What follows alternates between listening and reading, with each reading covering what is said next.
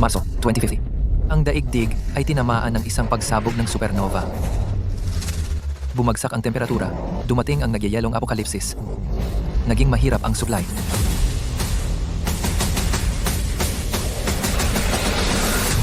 Sa kabutihang palad, sanay akong mag-imbak ng supply. Maayos naman ang kalagayan ko, kahit paminsan-minsan. Nakakatulong ako sa mga kapitbahay.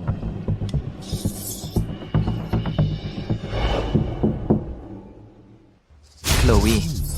Hindi man lang ako tiningnan ni Chloe. Bakit bigla siyang lalapit sa akin? Victor, pakiusap.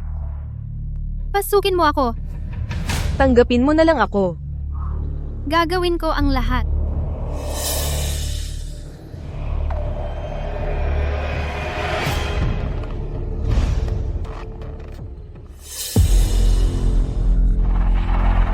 Ano bang ginagawa nyo? Bitawan mo ako. Malaki na ang natulong ko sa inyo. Nagimbak ka ng sobrang daming pagkain. Tapunan mo lang kami ng ilang bote ng tubig at noodles at akala mo magpapasalamat kami?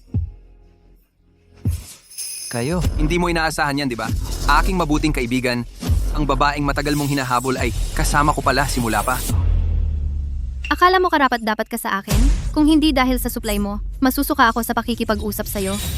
Tigilan mo na ang pagsayang ng oras sa talunang ito. Itapon siya sa labas. Kapag patay na siya, pwede nating kainin ang kanyang laman. Itapon siya. Oo. Gawin mo?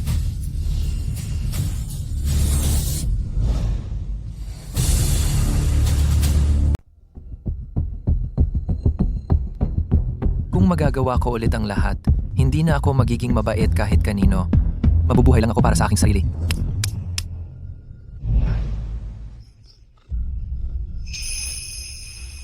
Saan ito? Anong nangyayari? Hindi ba ako namatay? Pebrero 24. Isang linggo bago ang araw ng paghuhukom. Ako ay muling isinilang. Sa pagkakataong ito, hindi na ako magiging isang kordero na ihahain. Ang mga pumatay sa akin, magbabayad gamit ang kanilang dugo.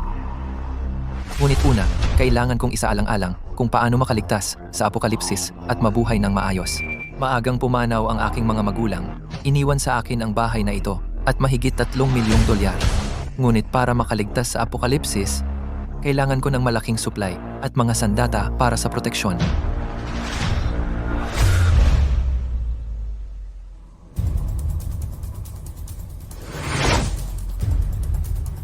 Ito ay isang dimensyong bulsa.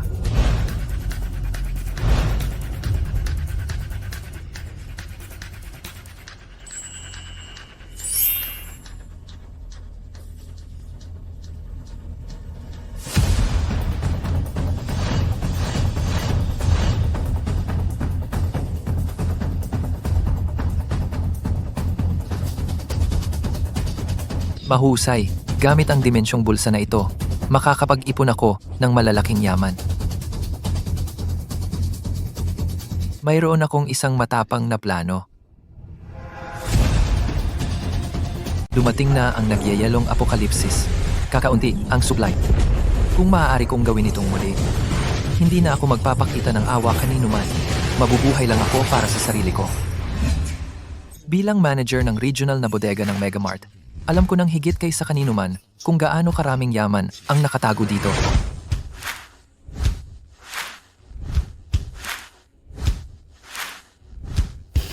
Megamart, bilang pinakamalaking supermarket sa mundo, ay mayroong lahat ng gusto mo. Ang regular na stock nito ng supply ay kayang buhayin ng ilang lungsod, 10 milyong tao sa loob ng isang linggo. Hanggat nailipat ko ang lahat ng supply sa bodega sa aking dimensyong bulsa, maaari akong mabuhay ng napakakomportable sa apokalipsis. Sa aking nakaraang buhay, ako ay isang mangmang na tupa sa awa ng lahat. Sa buhay na ito, ako ay magiging isang lobo na lalamon ng lahat. Ginoong Vance, ang paggawa ng isang top-level na ligtas na bahay ay tatagal ng 5 araw. Ang mga materyales ay lahat military-grade, bulletproof, fireproof, impact-resistant, kabuuang halaga 8 milyong dolyar. Kailangan mong magbayad ng 2 milyong dolyar na deposito muna, ang natitirang 6 na milyong dolyar. Pagkatapos maihatid ang bahay, ay dapat bayaran sa loob ng 2 buwan. Kung tutuusin, ang puhunan sa materyales at paggawa ay malaki. Pipirmahan mo na lang ganyan? May problema ba? Wala. Ginoong Vance, isa kang prangkahan na tao. Kapag dumating na ang apokalipsis, ang pera ay papel lang. Ang natitirang balanse, hindi na mababayaran sa buhay na ito. Dumating na ang deposito, salamat Ginoong Vance. Kasiyahan sa pakikipagnegosyo. Ginoong Davis, maaari mo ba akong kunan ng mga baril? Ginoong Vance, ang ganoong bagay ay hindi pinapayagan para sa pribadong pagmamayari. Mahigpit itong kinokontrol, hindi iyon madaling asikasuhin. Kailangan ko ng ilan para sa pagtatanggol sa sarili. Talagang wala akong gagawing ilegal. Maintindihan. Well, mayroon akong ilang koneksyon, ngunit ang presyo ay maaaring medyo. Hindi problema ang pera. Naiintindihan? Lahat dapat dumating sa tamang oras sa araw ng paghahatid. Makatitiyak ka, Ginoong Vance. Salamat.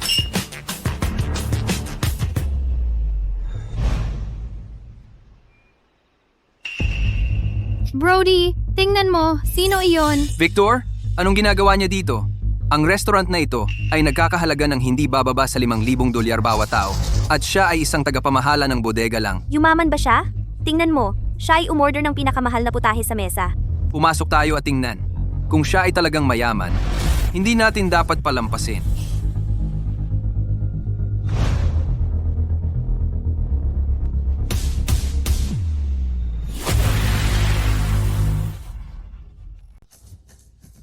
Kumalma ka. Hindi pa oras. 6 na araw pa bago ang apocalypse. Marami pa akong oras.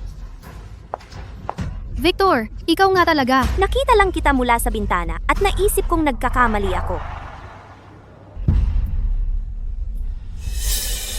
Pre, ang galing ng setup mo. Yumaman ka. Hindi mo man lang sinabi sa kaibigan mo. Anong nangyayari? Hindi ba siya namumula dati kapag nakikita ako? At nauutal kapag nagsasalita? Bakit kaya ganito siya ngayon? Hindi, sobra lang akong nag-iisip. Paano siya magiging cold sa akin? Victor, nanalo ka ba sa loto o kumita ng malaki sa investments? Victor, kung may paraan ka para yumaman, isama mo ako. Magkapatid tayo, di ba? Ang galing mong kapatid. Huwag kang masyadong excited kapag nanliligaw. Kailangan mong magpahirap, pero dapat laging available kapag tumatawag siya. Sa nakaraan kong buhay, si Brody ang nagtulak sa akin na ligawan si Chloe.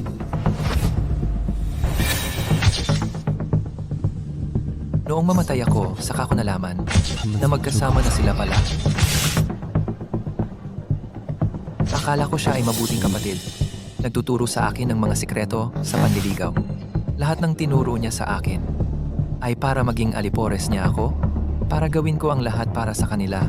Dahil nagkita tayong muli, turuan ko muna sila ng leksyon.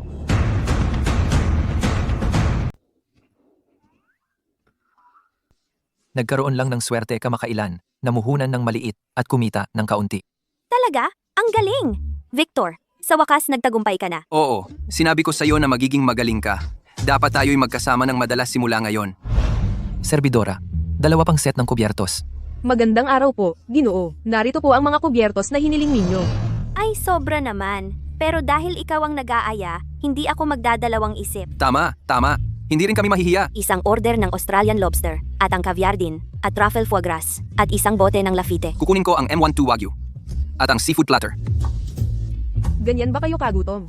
Iyan lang po. Bilisan niyo ang pagkain. Sige, sandali lang. Victor, mayaman ka na ngayon. Kailangan mo na kaming alagaan simula ngayon. Tama yan bro. Huwag kang mag-alala. Babantayan kita. Sisiguraduhin kong mapasa kanya si Chloe. Turuan mo ako kung paano siya makuha noong dinadala mo siya sa kama. Yun ba ang itinuro mo sa kanya? Talaga bang tingin mo sa akin ay tanga? Oh, maraming salamat.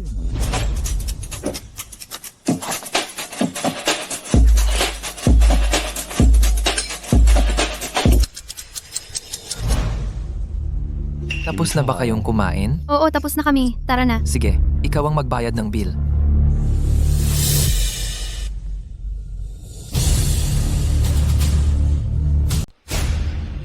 Victor, ano ang sinabi mo? Sinabi ko na dapat kayo ang magbayad ng bill. Hindi ako kumain ng kahit anong in-order ninyo. Babayaran ko lang ang kinain ko. $8,800. Victor, niloloko mo ba ako? Hindi ba ikaw ang manlilibre sa amin? Kailan ko sinabi na manlilibre ako? Malinaw mong sinabi na magdagdag ng 2 set ng kubyertos. Kung hindi yun ang manlilibre, ano pa? Sinabi ko na magdagdag ng 2 set ng kubyertos. Ibig sabihin ay pwedeng kayong umupo at kumain kasama ko. Pero hindi ko sinabi na ako ang magbabayad. Napakaraming ulam ang in-order ninyo. Kaya natural lang na inakala kong kayo ang magbabayad para sa sarili ninyo. Victor, niloloko mo kami. Niloloko ko ba kayo? Hindi. Iniisip ko lang, hindi naman kayo ganoon kahirap na hindi na kayo makabayad ng isang kainan, di ba? Victor, hindi ka ganyan dati. Tigil. Dati kang, Alam mo iyon. Iyon ay dati. Nagbabago ang tao. Victor, huwag kang umalis. Victor, nakikiusap ako! Ang interes ay nakolekta na. Ang puhunan, kokolektahin din sa lalong madaling panahon. Ang apocalypse. Dumating ka ng mabilis. Ginoong Vance, ang mga dingding, kisame, at sahig ay gawa sa 8 pulgadang kapal na alloy. Lahat ng pinto ay pinalitan ng mga pintong panseguridad na grade ng bangko. Mangyaring tingnan ang kisame sa itaas. Ang buong bahay ay nilagyan ng sistema ng ventilasyon at pagpapainit na pumipigil sa 99% ng pagkawala ng init.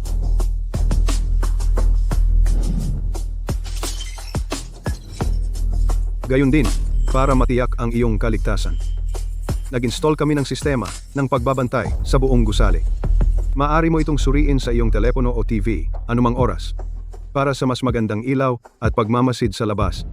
Pinalitan namin ang pintuan ng balkonahe ng isang buong salamin. Ginagawa itong bintanang mula sahig hanggang kisame. Ang salamin ay lahat ng bala-proof at putok-proof. Ako ay lubos na nasisiyahan sa ligtas na bahay na ginawa mo. Kung walang problema, mangyaring bayaran ang natitirang balanse sa loob ng 2 buwan. Siyempre, ang natitirang balanseng ito, talagang hindi ko ito babayaran. Ang isiping nagbayad lang ako ng $2 milyong na deposito at nakakuha ng libreng ligtas na bahay, nakakagaling. Ginoong Vance, iyan ang mga sandata na hiniling ninyo. Kung wala nang iba, aalis na ako.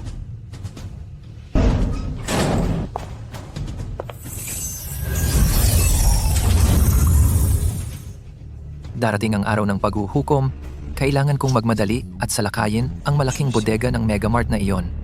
Kunin ito at magkakaroon ako ng walang katapusang supply.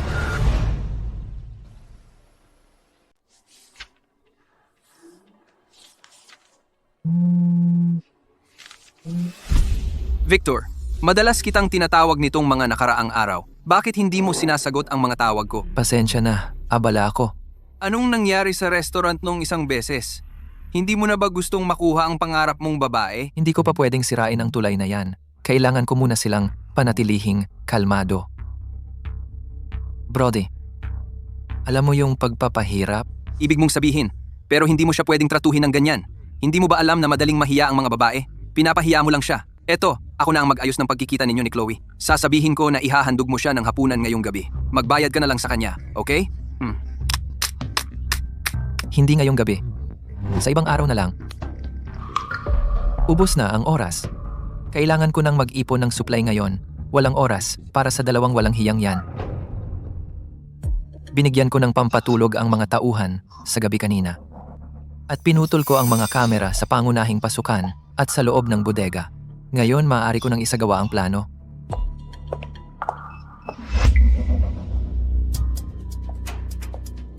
Victor, hating gabi na. Bakit ka pala sumisilip sa bodega? Oo, eksakto. Magkapatid tayo pare.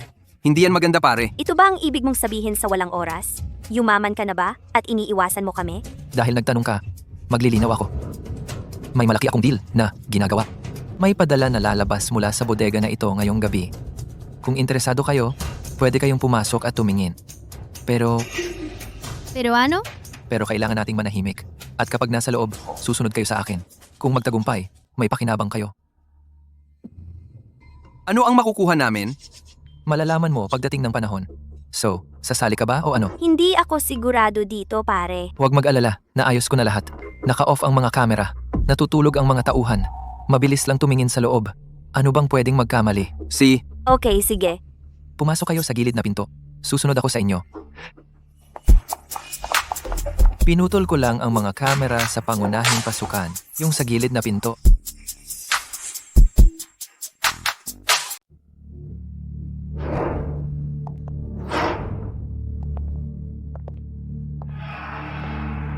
Maghintay ka rito para sa akin. Titingnan ko ang sitwasyon. Sige, bilisan mo. Brody, ano sa tingin mo ang tunay na pakay ni Victor? Hindi naman ilegal yan, tama ba? Kung illegal. Basta kumikita. Hindi mo ba nakita ang kilos niya kamakailan? Kumakain ng mamahaling pagkain at bumibili ng lahat ng ito? Tiyak na yumaman siya.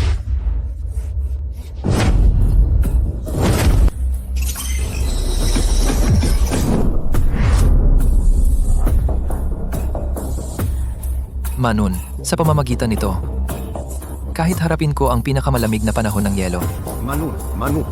makakapamuhay din ako ng maayos. Isa na namang bayad sa interes ang nakolekta. Tungkol naman sa principal, kapag nagising ka, may malaking sorpresa na naghihintay.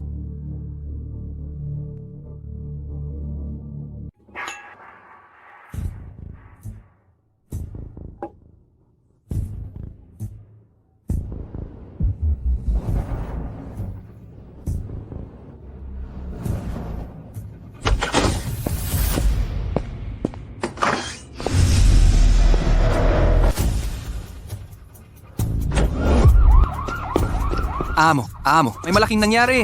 Gumising ka. Anong problema? Ano ba yan? Nabakante na ang bodega natin. 2 taong walang malay na lang ang nasa loob. Ano? Tumawag ng pulis.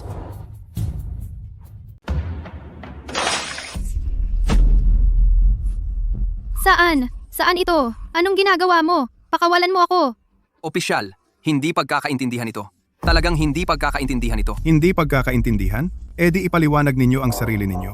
Bakit sa kalagitnaan ng gabi kayong dalawa ay nasa bodega ng Megamart at mahimatay sa tabi ng mahahalagang kalakal? Alam mo ba na ang lahat ng kalakal sa bodega ay nawala? Hindi namin alam. Dinala kami ni Victor doon. At hindi namin alam kung sino ang nagdroga sa amin. Tama. Kalokohan. Uminom si Victor ng tsaa na may droga. Wala siyang malay sa guard room sa loob ng 2 oras. May matibay siyang alibay. Imposible iyan. Ang surveillance sa pinto sa gilid, tanging kayong dalawa ang nahuli na palihim na pumasok sa bodega. Nasaan si Victor?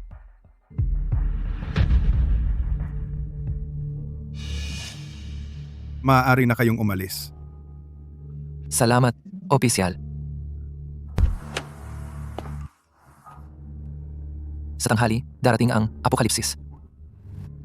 Chloe, Brody, kahit makalabas kayo, harap sa apokalipsis, walang supply, walang sandata, at gusto kong makita kung ilang araw kayo tatagal.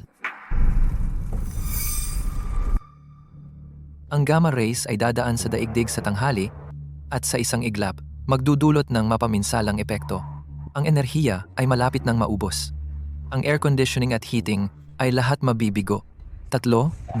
2, 1. Dumating na sa wakas.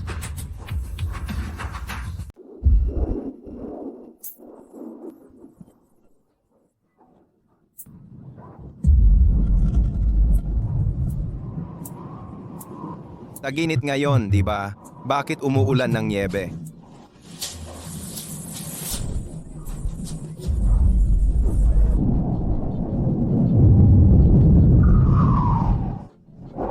Akala ng lahat, ordinaryong niebe lang ito, pero hindi nila alam na simula na ito ng sakuna. Tungkol sa dahilan ng biglaang lamig, inaalam ng Weather Bureau. Mahirap maglakbay. Pwedeng mag-stock ng supply kung kailangan.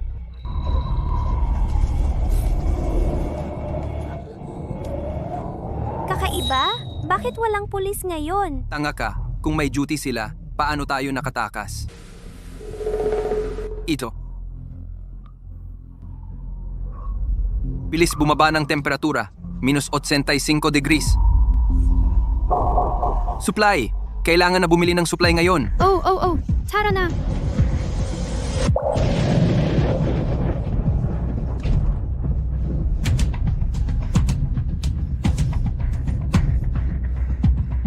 Ano gagawin natin?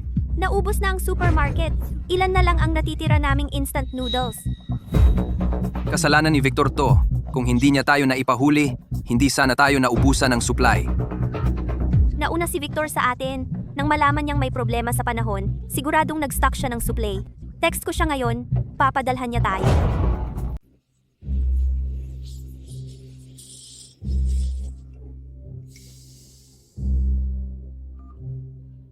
Victor, pumasok tayo sa bodega ng Megamart ng magkasama. Bakit sinabi ng pulis na wala ka sa bodega? Hindi ko alam kung ano ang nangyari.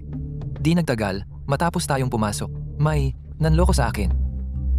Nag-aalala ako na baka may mangyari, kaya nagsinungaling ako ng konti sa pulis. Isipin mo, wala naman tayong tatlo ginawa. Kung lahat tayo ay pinaghinalaan at nakulong, walang mag-aasikaso ng mga bagay-bagay. Mas mabuti na lumabas muna ako at humanap ng abogado para malaman kung paano kayo ilabas. Talaga, akala ko sinadya mo kaming lokohin. Dahil maaga kang nakalabas sa istasyon, malamang nakita mo ang balita tungkol sa malakas na bagyo ng niebe. Di ba? Nag-ipon ka ba ng maraming pagkain? Pwede mo ba akong pahiramin? Kapag natapos na ang malakas na bagyo ng niebe, babayaran kita. Sa nakaraang buhay ko, ganyan ako niloko niya at binigyan ko siya ng maraming pagkain. Pero nakipagsabwatan siya sa matalik kong kaibigan para patayin ako. Ang babaeng tulad niya, gusto ko lang siyang panoorin na mamatay ng miserable. Pasensya na, wala rin akong masyadong natitira na pagkain. Tingnan mo, ito ang steak na inihaw ko lang.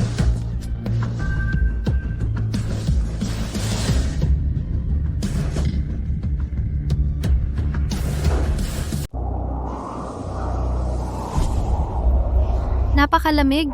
At si Victor ay nakamanipis na pajama lang. Tinatamasa ang steak at red wine. Nakatira tayo sa iisang building, pero parang nasa magkaibang mundo tayo. Ang sarap! Gusto ko rin kumain ng steak at uminom ng red wine. Medyo halata na ang ginawa ko. Dahil kilala ko si Victor, tiyak na magdadala siya ng konti. Ang lalim ng niebe sa ilang lugar ay lumampas na sa 12 pulgada. Ang sarap! Gusto ko rin kumain ng steak at uminom ng red wine. Trinato pa rin niya akong parang alipores. Pinapayuhan ang mga mamamayan na manatili sa loob ng bahay. Kung gusto mong kumain, bumili ka na lang sa supermarket.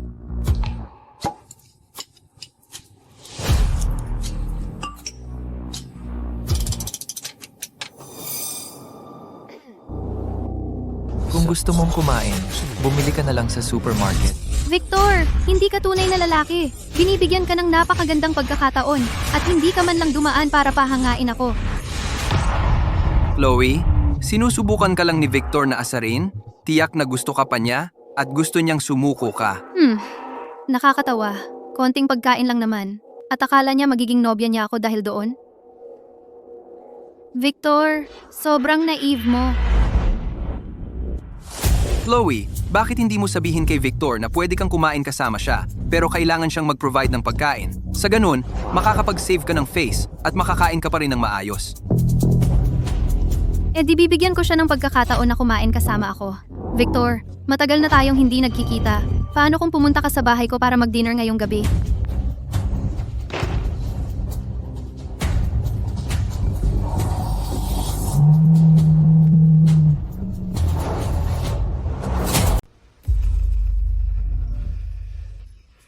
Akala niya ang galing-galing niya.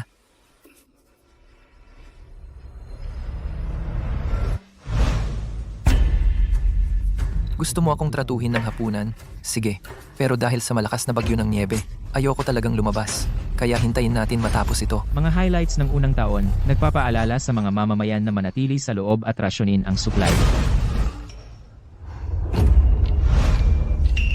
Gusto mo akong tratuhin ng hapunan? Sige. Pero dahil sa malakas na bagyo ng niebe, ibig sabihin, dahil sa bagyong ito, ayoko talagang lumabas. Kaya hintayin natin matapos ito. Itong si Victor ay sobrang walang utang na loob dahil binigyan ko siya ng pagkakataong ilibre ako ng hapunan at inaasahan niya talagang ako ang magbabayad. Si Victor, na dati humahabol kay Chloe, ngayon ay naging walang pakialam? Napapaisip ako kung ang isang alipores ay maaaring matauhan, kaya tawagan ko siya. Victor, narinig ko inanyayahan ka ni Chloe sa hapunan at tinanggihan mo siya. Paano kang naging ganun katanga? Ito ang pagkakataon mong mapalapit sa iyong diyosa. Anong gintong pagkakataon? Ngayon nagawa mo na at siguradong galit si Chloe. Ang isa ay naglalaro ng mabuting pulis, pero alam ko na ang kanilang mga daya sa simula pa lang. Ano? Wala naman akong ginawang mali. Tanga ka ba? Ngayon ang lungsod ay natabunan ng niebe at ang pagkain sa kanyang bahay malamang ay halos ubos na. Sa ganitong pagkakataon, kung magdadala ka ng masarap na pagkain, hindi ba iyon ang perpektong paraan upang ipakita ang iyong katapatan kay Chloe? Pero wala na rin akong masyadong natira. Victor, huwag kang maging hangal! Sa ganitong oras, bakit ka nagpapakabanal? Gaano katagal sa tingin mo tatagal ang bagyong ito? Kung magugutom ka ng ilang kainan at mapapanalo si Chloe, hindi ba malaking panalo iyon? Alam ko may gagawin ako, kaya kailangan ko nang umalis.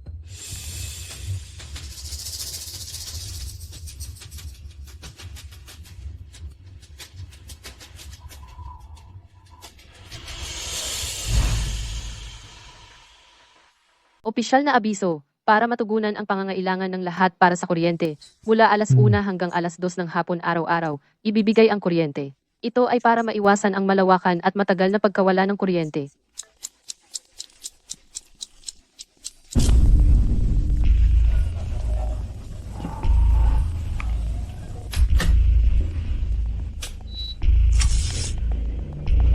Buti na lang may silent generator ako. Kaya hindi ako natatakot sa pagkawala ng kuryente. News Studio, Newscast sa alas 8 ng gabi.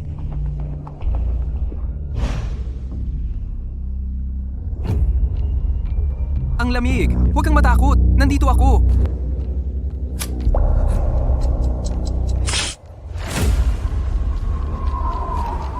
Anong nangyayari?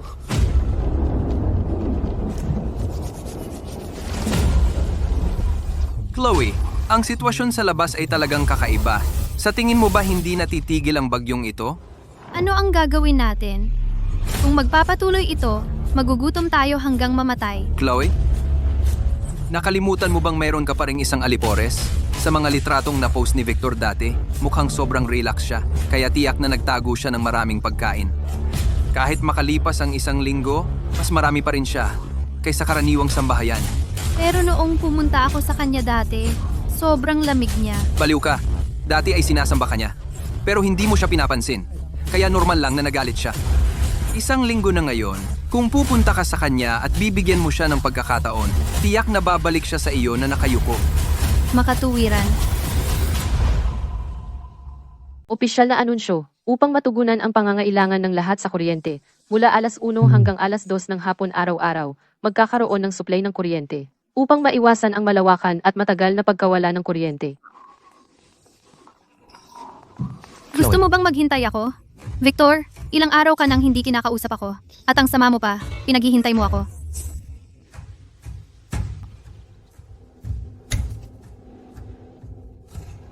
Sa sobrang lamig ng panahon, dapat magpainit ang mga residente. May sakit ako, hindi maganda ang pakiramdam. Kaya hindi na ako nag-check ng WeChat. May sakit ka? Nalamigan ka ba? Kailangan mo talagang magpainit sa panahong ito.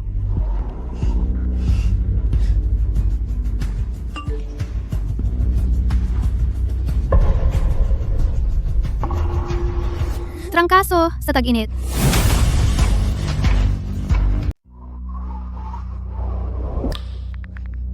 Victor, tumigil ka sa pagbibiro. Paano ka nag-heat stroke sa ganitong malamig na panahon?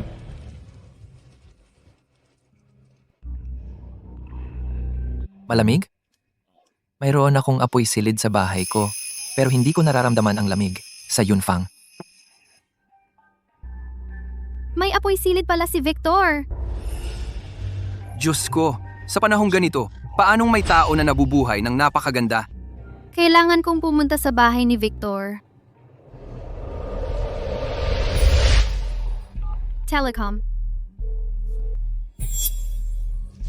Sige, makikita na natin ngayon na napakasama ng sitwasyon sa labas. Oo, makikita natin na napakalakas ng bagyo ng niebe ngayon. Ang bagyo ng niebe ay nagdulot ng matinding traffic sa buong lungsod. Ang bagyo ng niebe ay nagparalisa sa trapiko ng buong lungsod. Sige, maraming salamat sa ating field reporter sa ulat na iyon.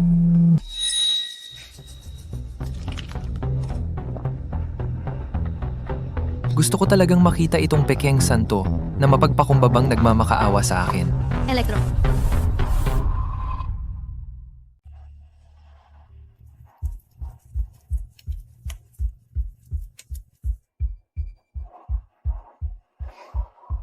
Kumusta ka na, Chloe? Pumayat ka. Binabati kita.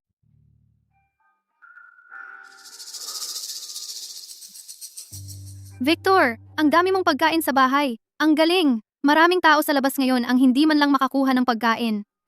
Ano namang malaki dyan? Araw-araw kumakain ito. Nakakasawa na. Victor, hindi naman oras ng kuryente ngayon. Bakit sobrang liwanag sa bahay mo? Nagpakabit ako ng apoy silid at napapainit nito ang lugar. Ang init sa loob, hindi komportable. Victor, ang galing mo talaga. Pwede bang pumunta ako at tingnan ang bahay mo? Matagal na kitang hindi nakita. Namiss kita ng sobra. Ang lamig sa labas. Dapat manatili ka na lang sa bahay at magpahinga. Huwag kang magpagala-gala.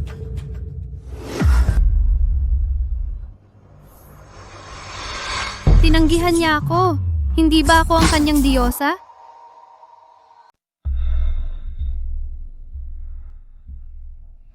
Victor, hindi ba't lagi kang pinakamabait sa akin?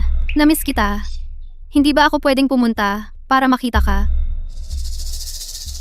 Tuwing tatanungin kita kung pupunta ka sa akin, laging may dahilan ka. Sinasabing pareho tayong single at masama kung may magsalita.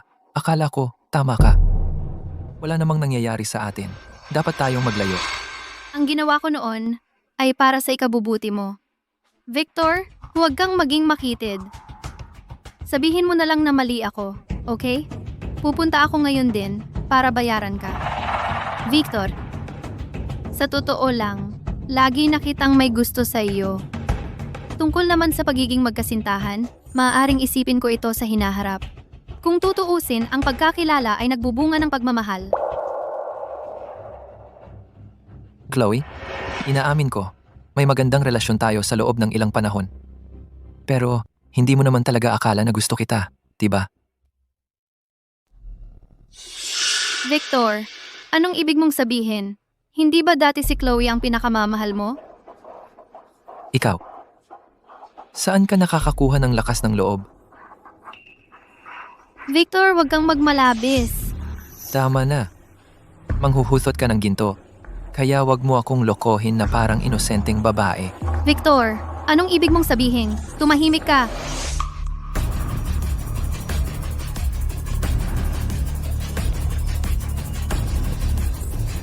Sinasabi ko lang ang totoo, di ba? Bakit ka nagagalit? Wala kang hiya. Wala kang hiya.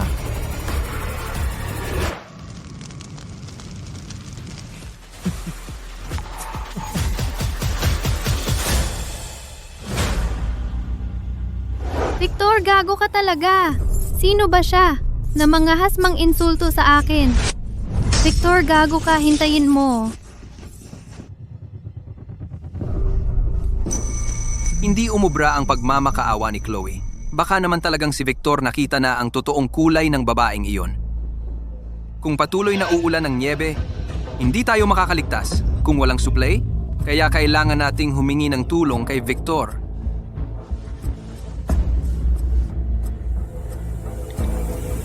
Victor,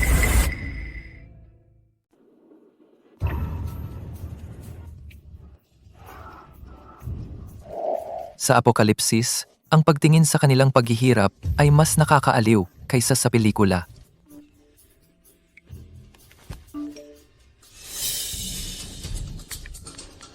May mali ba? Ha?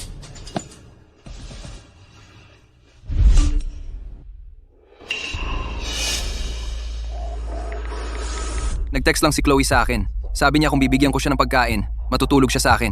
Hindi ko inakala na ganun siya kadali. At saka, narinig ko na wild siya sa kabila. Siya ay iniingatan ng ilang matatandang lalaki. Hindi siya kasing inosente ng tila. Pinush ko noon na habulin mo siya. Ngayon napagtanto ko kung gaano ako bulag.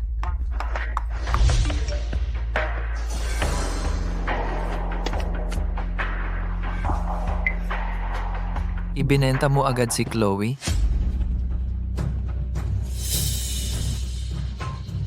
Anong ginagawa mo? Wala. Tingnan natin kung may signal. Victor, magkapatid tayo, di ba? Dahil sa babaeng ito, parang lumayo tayo sa isa't isa nitong mga nakaraang araw dahil sa malakas na bagyo ng niebe. Delikadong lumabas. Paano kung tumira muna ako sa inyo para makapag-usap tayo? Bilang kapatid ko, alam mo kung ano talaga si Chloe sa likod ko, pero hindi mo sinabi sa akin at pinipilit mo akong habulin siya. Yung card na bro na ginamit ko, sana mailigtas ang sitwasyon. nasira agad. Victor, alam kong mali ako. Noong una, akala ko chismis lang at hindi ko sineseryoso. Hindi ko naisip na talaga siyang nagpabaya sa iyo ng maraming oras at pera para sa kanya. Pwede bang maging mas malawak ang pangunawa mo at patawarin mo ako ngayong minsan? Kapag nandyan na ako sa inyo, gagawin ko lahat ng gawaing bahay at hindi kita pag-aawayan sa supply kasi kailangan ko lang ng matutuluyan. Noong nakipagsabuatan ka kay Chloe para patayin ako, bakit hindi mo naisip ang araw na ito? At ngayong desperado ka na, naalala mo ang ating pagkakapatiran na napakaloka.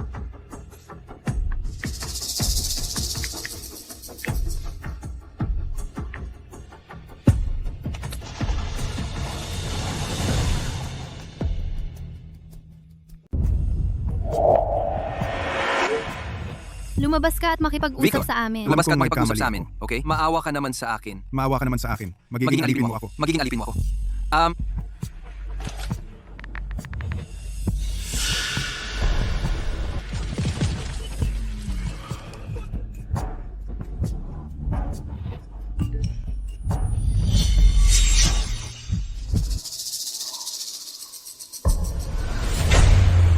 Brody, gago ka. Ang kapal ng mukha mong magsalita sa likod ko.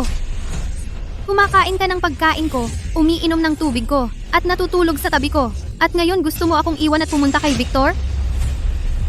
Gago ka. Nasisiraan ka na ba ng bait? Chloe?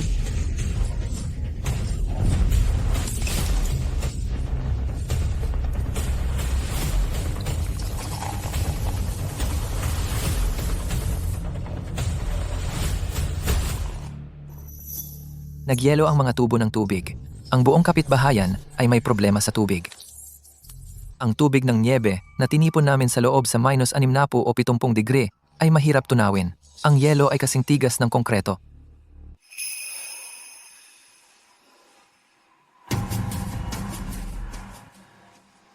Si Victor ang gumawa nito para lang panoorin tayong mag-away-away. Mahuhulog ka pa ba sa bitag niya? Ano bang plano mo? Dahil hindi nakikinig si Victor sa rason, bakit hindi natin salakayin ang lugar niya at kunin ang bahay niya sa pamamagitan ng puwersa? Makatuwiran. Victor, gago yan. Bakit siya ang nakatira sa napakagandang bahay? Hindi ako naniniwala na hindi natin siya kayang talunin ng dalawa. Tapos, lolokohin natin si Victor para buksan ang pinto. Sa sandaling buksan niya ang pinto, tayo ay...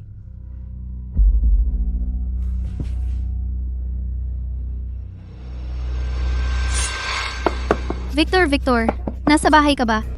Chloe, ang pagpunta niya sa akin ngayon ay hindi maganda. Victor, nasa masama lang akong kalooban at hindi dapat kita sinigawan. Alam kong mali ako. Buksan mo ang pinto at hihingi ako ng tawad sa iyo ng personal. Gusto mo akong patayin? Hindi ka karapat-dapat. Sino yan? Victor, ako ito Chloe. Masyado akong walang muwang noon at hindi ko napansin kung sino talaga ang nagmamalasakit sa akin. Sa totoo lang, sa kalooban, gusto talaga kita. Buksan mo ang pinto, hayaan mo akong sumama sa iyo at mamumuhay tayong maayos mula ngayon. Ang patayin sila ay madali, ngunit hayaan silang mamatay nang masyadong maaga ay masyadong nakakainip. Sa araw ng paghuhukom na ito, ang kamatayan ay isang kaluwagan, samantalang ang mabuhay ang totoong impyerno. Hindi ko hahayaang makalayo ang dalawang gago na iyon ng madali. Talaga? Di iisipin ko muna.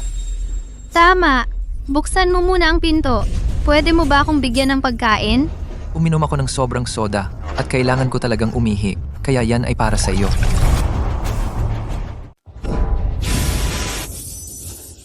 Ano to? Uy! Mainit na tubig ito! Umuusok pa! Ang galing! Sa wakas, may mainit na tubig pagkatapos ng matagal. Puta! Teka! Ito ay ihi!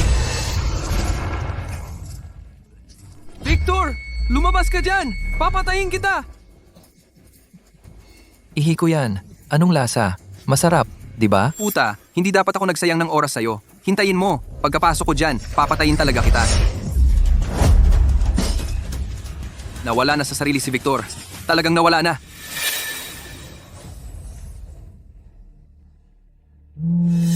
May problema tayo.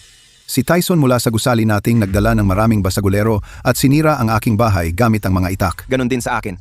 Si Tyson at ang kanyang mga tauhan ay sobrang wala sa hulog. Sinira lang nila ang pinto. Lahat sila ay may armas. hindi kami nangahas na lumaban. Isuli mo yan! Ngayon! Iyan ang formula at gamot sa lagnat ng aking sanggol. Hindi mo pwedeng kunin yan.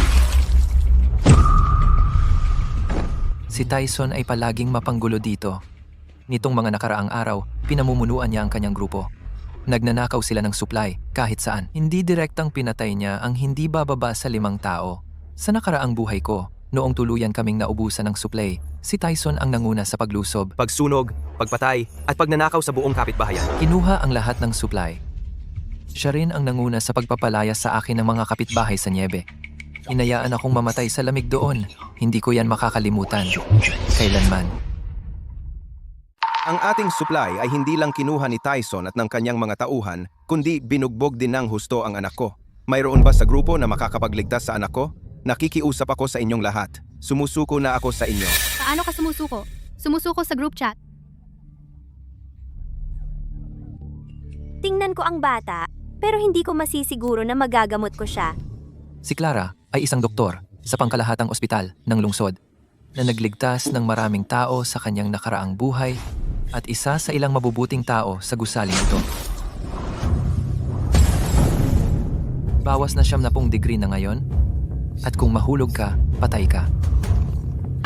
Mukhang pareho rin ang ibang mga gusali. Ubos na ang supply, nag-aaway at nagpapatayan ang mga tao. At kahit saan may tao, nagiging buhay na impyerno. Ang gago na si Victor. Paano niya tayo tratuhin ng ganito? Anong karapatan niyang manirahan sa magandang bahay na iyon? Dapat siyang lumabas. Malamigan hanggang mamatay at kainin ng mga asong gubat. Tayo dapat ang nakatira sa bahay niya. Dahil hindi nating maloloko si Victor, gagamit tayo ng dahas at papasukin na lang at kunin ito. Pero para maiwasan ang ginawa ni Victor noong huli na umihi sa atin, kailangan nating maghanda.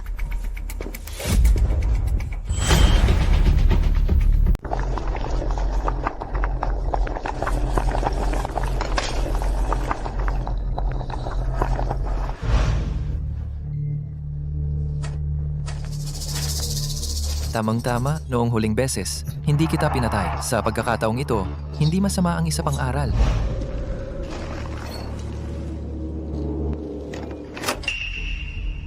Pagpasok ng walang pahintulot. Ang rating ng seguridad ng aking pinto ay world class. Maihahambing sa isang bank vault. Ang pag-iisip na kaya mong buksan ang kandado ng ganyan ay purong pantasya.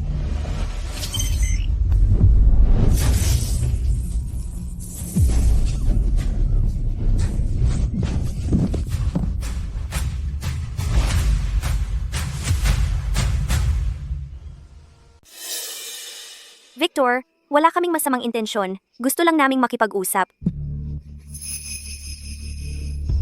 Pumunta ng hindi inanyaya, binuksan ang kandado ko, at tatawagin mo, yun na, pakikipag-usap?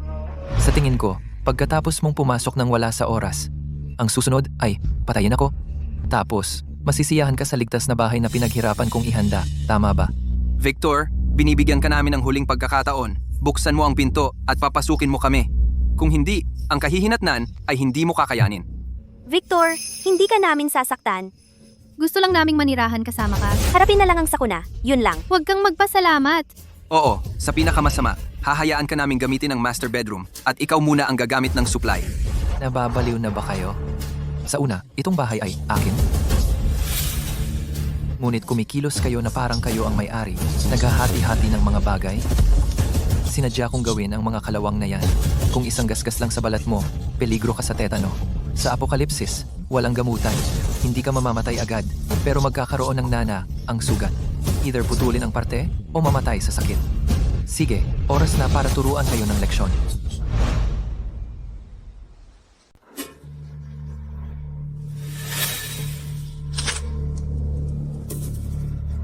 Ituring ninyong swerte kung mamatay kayo. Mas maganda kung makakaligtas kayo.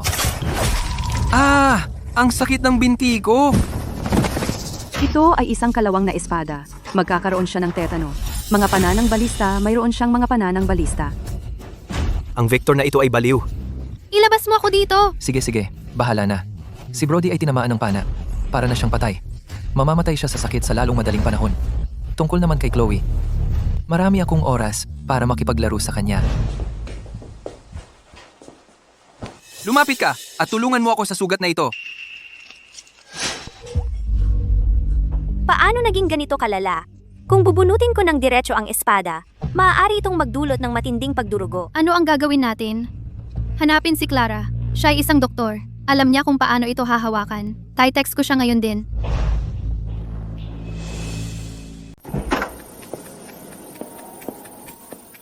Kaya kong bunutin ang pana ng crossbow. Pero kalawangin ito, at kung walang antibiotics pagkatapos, mamamaga ito, kaya natatakot ako. Paano naging ganito kawalang awa si Victor? Kahit kunin namin ang bahay niya, hindi naman namin siya papatayin. Victor, nakilala ko ang lalaking ito.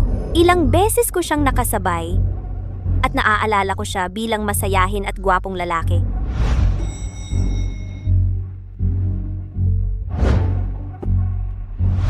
Gayunpaman, kung walang gamot, ang pagtanggal lang ng espada, malaking panganib pa rin sa buhay niya. Tiyak na may gamot si Victor sa kanyang lugar dahil noong nag-video call ako sa kanya, malinaw kong nakita ang bahay niya puno ng supply. Meron sigurong anti-inflammatory, antibiotics, mga ganoong gamot. Dr. Miller, tulungan mo muna akong bunutin ang espada. Tatawagan ko si Victor ngayon at sasabihing dalhin ang gamot. Kaya kong gamutin ang sugat mo, pero wag mong kalimutan ang ipinangako mo sa akin. Si.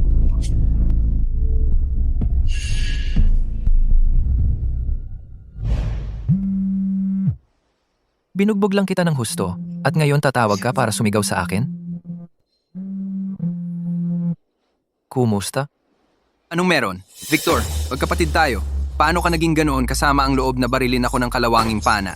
Alam mo ba na kung walang gamot, mamamatay ako? Ano ba ang iniisip mo? Tama. Si Brody ay kapatid mo. Paano ka naging ganoon kabrutal? Bilisan mo na at dalhin ang anti-inflammatory at antibiotics. Talaga naman. Ikaw, papanoorin mo ang mabuti mong kapatid mamatay sa sakit? Mamatay siya. Ano naman? Maaga o huli, lahat tayo mamamatay. Hindi mo naman talaga iniisip na makakaligtas ka sa malakas na bagyong ito ng niebe, di ba? Chloe, Brody, hulaan mo kung bakit ako gumamit ng kalawang na pananang balista sa inyo. Para mamatay kayo sa matinding sakit pagkatapos mahawaan. Iyan talaga ang layunin ko. At lumapit kayo sa akin para sa gamot. Nawawala ba kayo sa inyong mga isip? Victor, magkapatid tayo? Bakit mo ito ginagawa sa akin? At napakahirap ng panahon ngayon. Dapat tayo'y magtulungan. Matutuwa ka ba kung mamatay ako? Oo, matutuwa ako. Kung mamatay ka, bibigyan kita ng marangyang libing at magpipista sa loob ng 3 araw bilang alaala mo. Ang sakit talaga, Dr. Miller. Dahan-dahan. Hindi ka makita sa ganitong kalagayan. Nakakalungkot naman. Victor, lahat ay nagpupumilit mabuhay. At saka si Tyson, yang basagulero na pumapatay ng tao. Huwag mong sirain ang iyong mga tulay. Baka kailanganin mo kami balang araw. Bigyan mo kami ng gamot sa pagkakataong ito. Maaalala namin ang iyong kabutihan at tiyak na gagantihan ka namin. Pasasalamat? Akala mo ba tanga ako? Brody, nasaktan kita. Ngayon, nahihirapan kang sobra. Kahit anong gawin ko, ito ay laban hanggang kamatayan. Hintayin mo lang. Babangon ka ba sa akin? Hindi ako ganyan. Kung ganyan ka man o hindi, hindi mahalaga sa akin. Hindi kita ililigtas. Wala na. Victor, magkapatid tayo pre. Ganyan mo ba ako tratuhin? Hayaan mong sabihin ko sa iyo.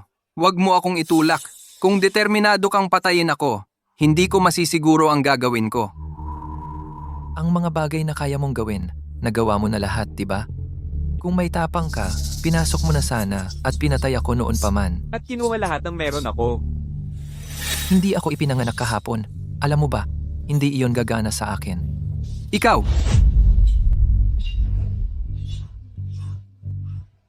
Kumagat ka at huwag magsalita. Ang pagkabalisa ay makakasira ng sugat at mas mabilis na kumalat ang impeksyon. Victor, huwag kang ganyan. Pakiusap.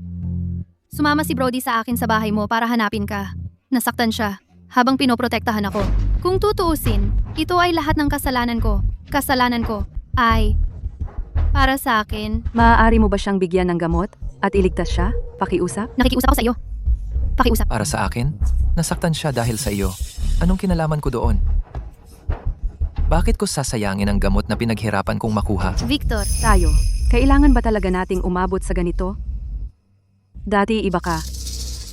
Ngayon, Hindi ka man lang maawa? Sa totoo lang, Si Chloe ay matagal nang may gusto sa iyo. Ang mukha ni Chloe ay mas makapal pa sa pader na bato. Nandito rin si Brody. Makisabay na lang tayo. Oy, Chloe. Sa totoo lang, sa puso ko, may nararamdaman pa rin ako para sa'yo. Noon kasi, sobrang nasaktan mo ako. Kaya, di ko pa yon makalimutan.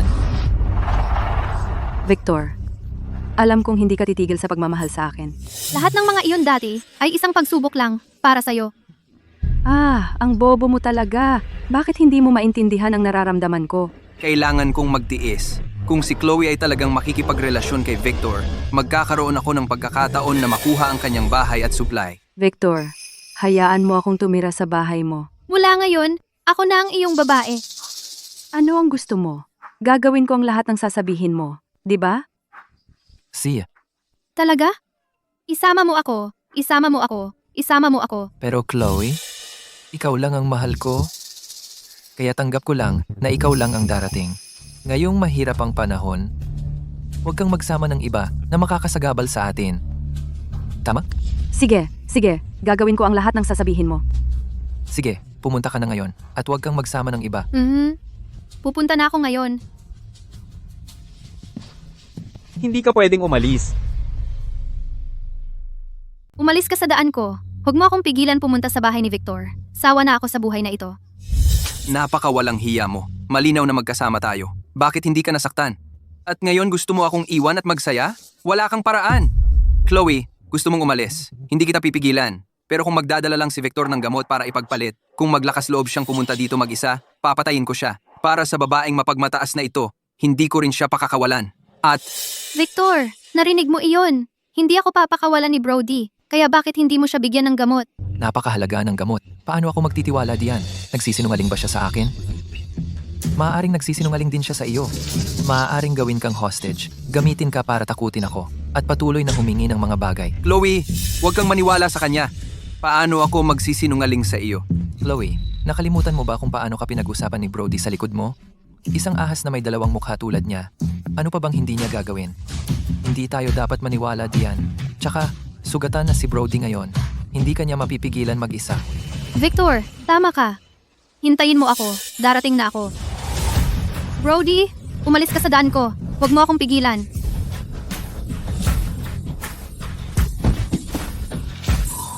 Tigilan mo na ang away, Brody. Gusto mo bang mapanatili ang iyong binti? Gusto mong umalis? Mangarap ka pa. Victor, nasa kamay ko na si Chloe ngayon. Kung talagang gusto mo siyang iligtas, magdala ka ng gamot para ipagpalit. Masyado kang brutal. Natatakot ako. Paano kung dalhin ko ang gamot at patayin mo ako? Kaya Chloe, kahit na gusto ko talagang tumira kasama ka, hindi papayag si Brody. Huwag mo akong sisihin. Hindi. Ang pinakamalupit na bagay sa mundo ay bigyan ng pag-asa ang isang taong desperado. Pero hindi ito maabot kailanman. Narinig ko lang ang tawag nila. Maraming supply si Victor sa kanyang bahay. Baka makipagtulungan tayo sa kanya mamaya. Chloe, hindi kita hahayaang tumakbo mag-isa. Kung magdurusa tayo, magdurusang magkasama. Bakit ikaw lang ang dapat mag-enjoy sa buhay? Huwag mo nang isipin ang tumakas. Kahit na ako ay nasaktan, hindi mo ako kayang talunin. Ito ay pansamantalang solusyon lang. Walang gamot. Madali itong mahawaan mamaya.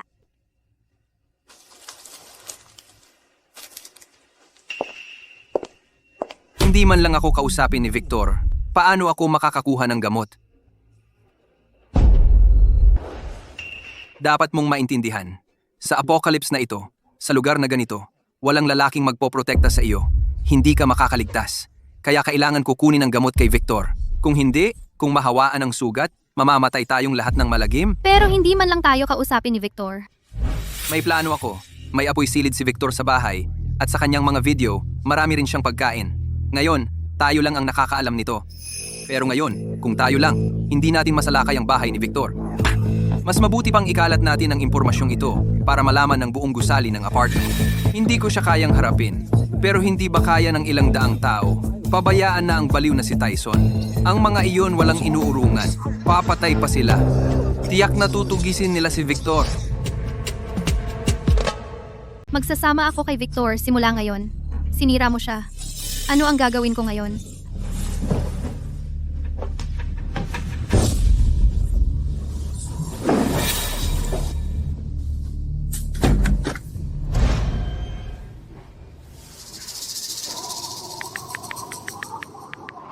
Wow, bakit nakapajama siya? Nakabalot ako sa 3 kumot pero nanginginig pa rin. Paano siya nagiinit? Ilang araw nang walang kuryente ang buong lungsod. Bakit may ilaw pa sa bahay niya? Meron ba siyang generator? Hindi lang yon. Nag-imbak na si Victor ng bundok ng supply. Meron siyang lahat, pagkain at inumin. Kami naman dito naghihintay mamatay. Habang siya nasa bahay, parang paraiso ang buhay. Alam ba niya na may mangyayari at hindi nagsabi kahit kanino, tahimik na naghanda para sa sarili habang pinapanood tayong naghihirap? Tao pa ba siya? Victor, ang dami mong pagkain sa bahay. Pakiusap, ibahagi mo sa lahat. Babayaran ka namin kapag nagkaroon ng pagkakataon. Maging matalino ka at ibigay mo na. Huwag kang maging makasarili. Victor, hindi ka ba matapang? Tingnan natin kung paano ka mamamatay ngayon.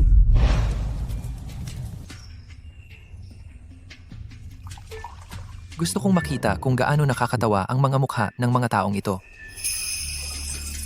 Victor, ako, ang pangulo ng samahan ng may-ari ng bahay ng komunidad natin.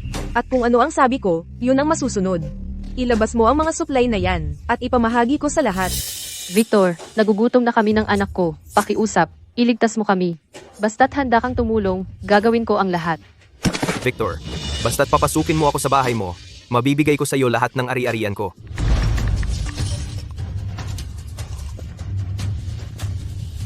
Kilala ba kita? Bakit ko ibabahagi ang mga gamit ko sa iyo? Victor, tao ka ba? Magkapit-bahay na tayo ng maraming taon, hindi ba natural ang magtulungan? Bakit ang lupit mo naman? Ano ang silbi ng mag-isa? Binata, huwag isipin mo lang na magpahinga at mag-relax. Kailangan mong matutong magbigay. Kung hindi mo itinago ang balita at lihim na nag-imbak ng supply, hindi sana tayo ganap na hindi handa at napunta sa ganitong gulo. Kasalanan mo ang lahat. Tapos?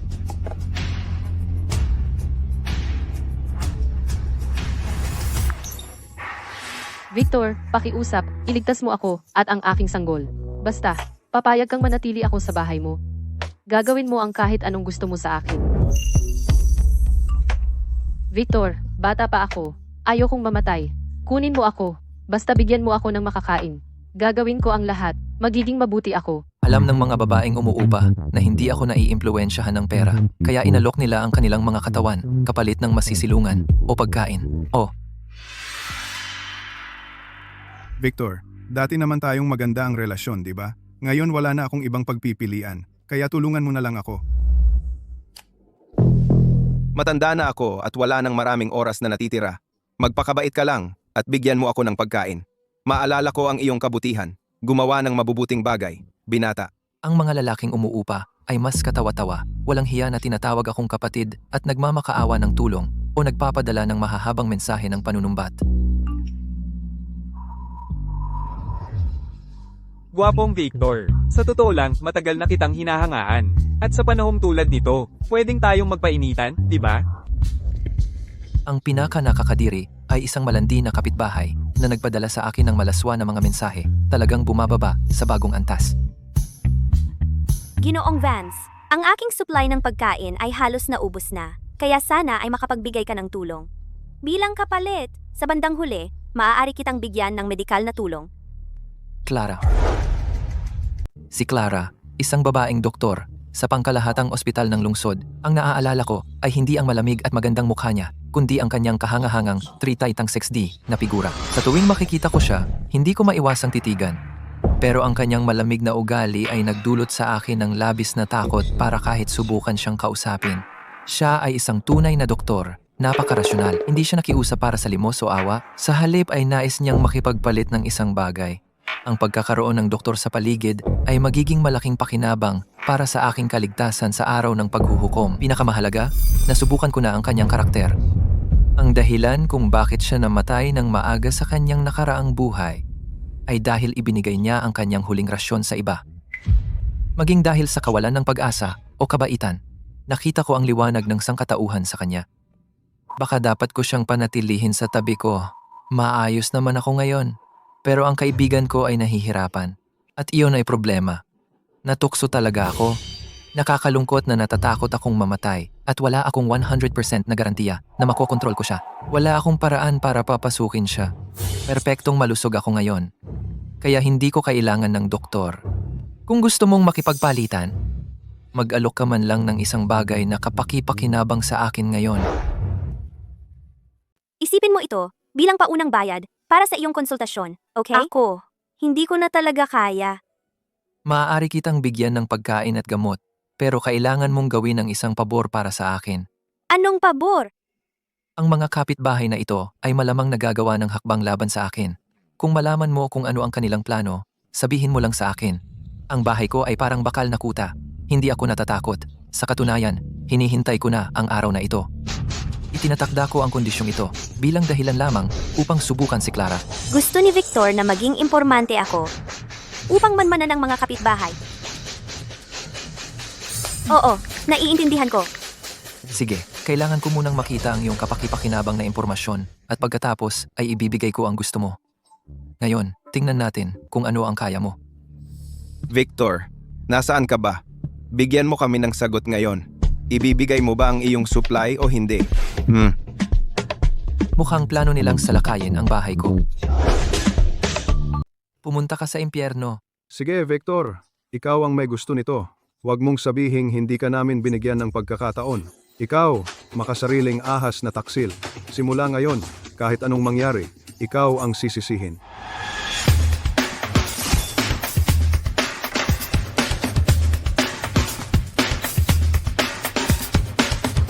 Labanan ninyo ako.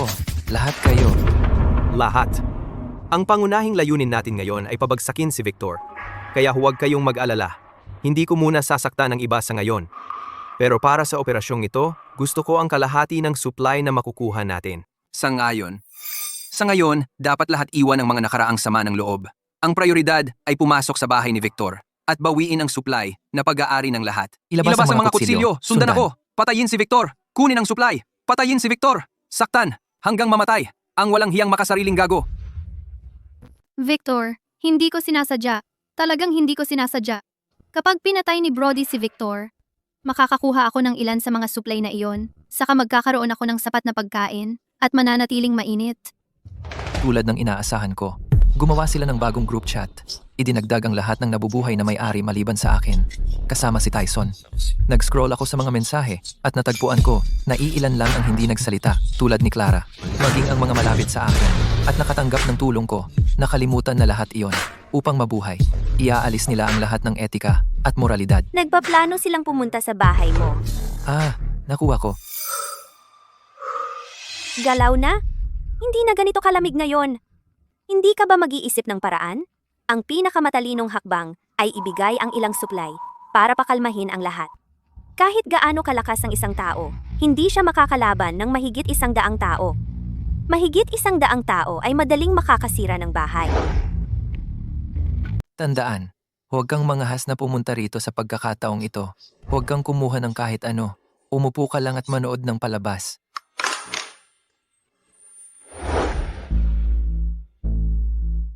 Saan kumukuha ng kumpiyansa si Victor? Upang harapin ang mahigit 100 tao sa gusaling mag-isa lang siya. Ngunit iyon ang pinili ni Victor. Wala akong magawa. Ang magagawa ko lang ay sundin ang sinasabi niya. Hindi ako sasama sa mga taong umaatake sa kanyang bahay. Mayroon akong mga hangganang moral. Hindi ko gagalawin ang dugong salapi kahit kay Victor man iyan o sa iba pang mga kapitbahay.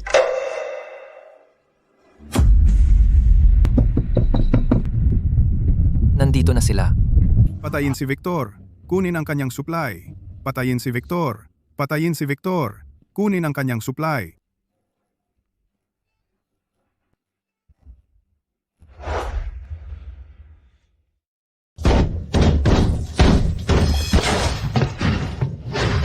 Nasaan si Brody? At nasaan si Tyson? Victor, lumabas ka dito. Kung ayaw mong mamatay, ito na ang huling pagkakataon mo. Huwag kang maghintay na pumasok kami o mahuhuli ka na para magsalita. Ang supply mo at bahay mo ay amin na. Kung alam mo kung ano ang makabubuti sa iyo, ibigay mo lahat ng supply mo. Mukhang hindi man lang sinabi ni Brody sa kanila ang totoong sitwasyon sa bahay ko. Gusto niya silang maging mga sakripisyo. at kunin ang aking mga pananang balista para siya ang pumasok kapag naubos na ako. Noong nakaraan, ayaw kong mamatay agad si Brody. Kaya binawasan ko ang kuryente. Ang tunay na mataas na boltahe ay mas malakas pa riyan. 5? 4.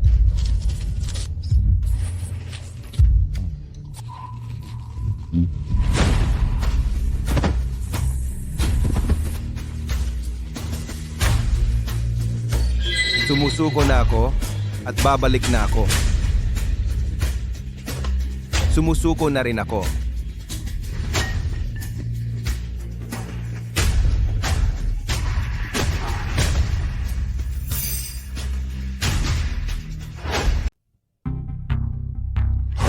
Ano ang gusto mo? Umatras ka? Boss Tyson, maraming tao ang namatay. Kung mamatay tayo, mamatay tayo. Kung mas maraming mamatay, mas maraming supply para sa iba, tama? Mamatay kayong lahat. Kapag namatay kayo, ang mga pana ng balista ni Victor ay halos ubos na. Pagkatapos, kami ni Tyson ay kikilos na. Ang lahat ng supply ay atin na. Huwag kayong matakot, gamitin ang troso para salpakin ang pinto. Huwag lang hawakan ang pinto. Wala na siyang maraming palusot. Wala na siyang palusot. Kapag nasira natin ang pintong ito, May maaliwalas na apoy silid na naghihintay sa loob at walang katapusang pagkain na naghihintay sa atin. Mga pare, salpakin ninyo.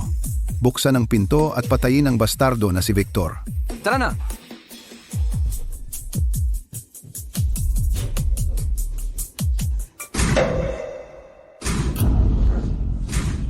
Ang sipag ninyo.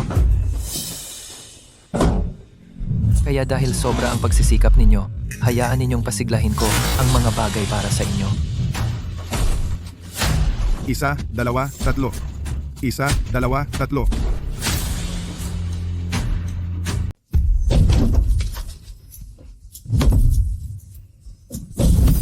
Victor, bastardo kang mayabang. Papatayin kita.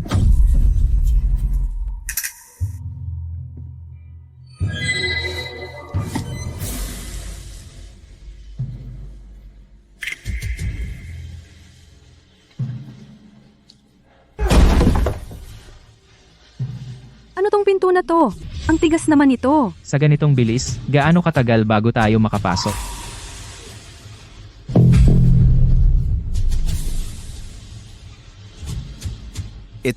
Ito ay pinto ng silid imbak ng bangko. Kaya hindi natin ito masisira. Huwag nang mag-abala sa kahoy. Ito ay pintong pangseguridad na may mataas na uri. Kahit bomba ay hindi ito kayang pasabugin.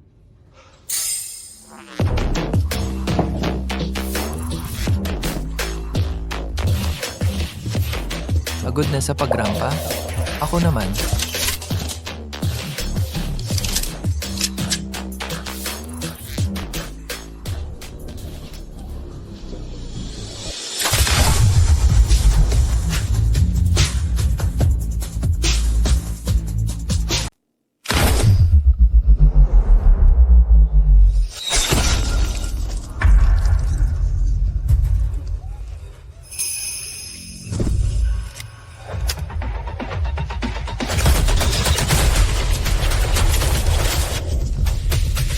May sandata siya.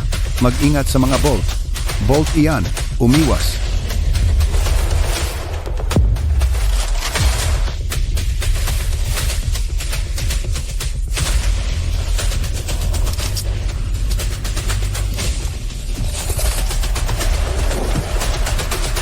Ang ginawa mo sa akin sa nakaraang buhay. Babayaran ko lahat sa buhay na ito. Hayaan mo akong umuwi.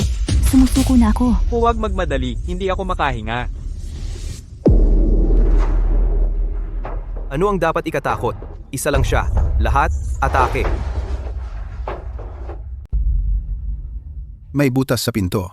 Takpan mo lang ang butas na pinagbabaril niya. Takpan ng mahigpit, isara siya sa loob. Ngayon, tignan natin kung makakaputok pa siya.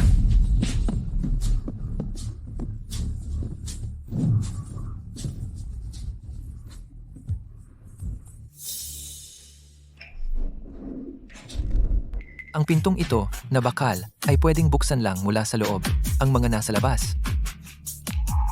Kahit mangarap na makapasok ay hindi. Victor, walang hiya ka. Kawawa ka at walang hiya. Lumabas ka. Kung may tapang ka, lumabas ka. Victor, hinahamon kita sa isang labanang isa-isa. Halimaw ka, lalaban ako sa iyo hanggang kamatayan.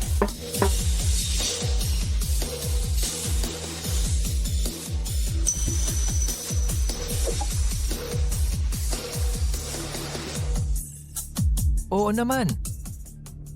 Ano na ang gagawin natin? Lahat huwag magpanik. May plano ako. Ang pinto niya ay gawa sa aloy. Hindi natin ito masisira. Pero paano ang pader? Ang pader ay gawa lang sa ladrilyo at semento. Walang paraan na hindi natin ito masira.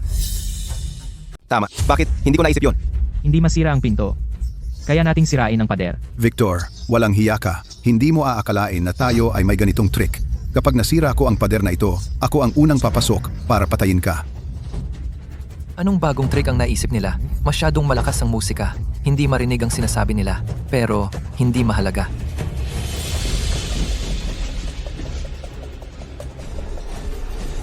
Kibain! Bukas na. Tuloy lang. Kahit anong dami ng trick nila, mas marami ako.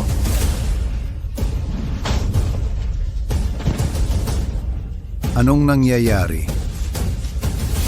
Ang loob ng pader na ito ay gawa rin sa bakal.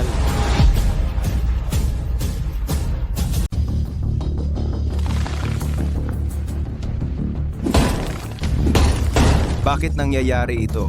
Sino ang nagtatayo ng bahay na may pader na bakal? Kung naiisip ninyo iyan, akala nyo hindi ko naisip? Ang bahay ko, pati ang mga pader, ay gawa sa solidong bakal na 3/4 na pulgada. Kahit isang kanyon ay hindi makapasok. Akala nyo takot ako sa mga pira-piraso nyong martilyo at palakol? Napatahimik sila. Paano nangyari ito? Bakit may magtatayo ng bahay na ganito? Victor, alam na niya na darating ang malakas na bagyo ng niebe. Lahat ng ginawa niya ay para hindi tayo makapasok. Victor, ikaw ay ahas. Sarili lang niya ang iniisip. Wala siyang pakialam sa iba sa atin. Kung mamamatay tayong lahat, ano na lang ang silbi ng mag-isa kang mabuhay? Kung ikaw na lang ang natitira sa mundo, hindi ka ba malungkot?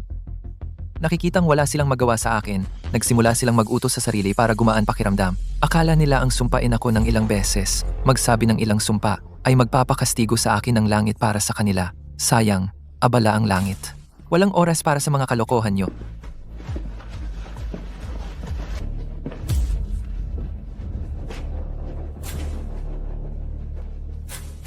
Bakit nagmamadali? Simula pa lang ito. Kahit gawa sa bakal ang kanyang mga pader, paano ang kisame? Ang sahig? Hindi ako naniniwala. Na talagang isinara niya ang sarili sa isang metal na kahon. Ang utak ng lalaking ito, talagang gumagana ng maayos. Pero sa kasamaang palad, hindi naman ako ganoon katanga. Sige, lahat kayo, umalis na kayo. Maghukay kayo sa taas at baba ayon sa gusto ninyo. Hihintayin ko kayong maghukay hanggang sa magtanong kayo kung bakit kayo nabubuhay. Tama. Ang kisame, ang sahig. Hindi niya naman natatakan ng itaas at ibaba, di ba? Mga lalaki, umakyat kayo sa taas at bumaba at maghukay.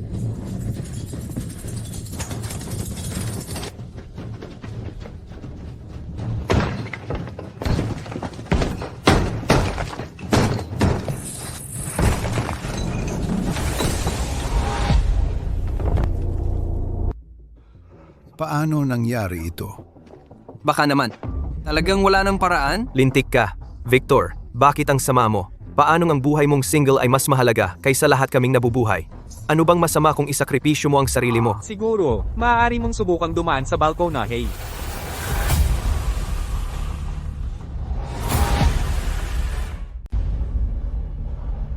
Nakatira ako sa tabi mismo sa 2,402 noong ginagawa pa ang kanyang bahay. Ang sliding door sa balkonahe, pinalitan ng isang selyadong panel na salamin. Baka may pagkakataong makapasok. Salamin?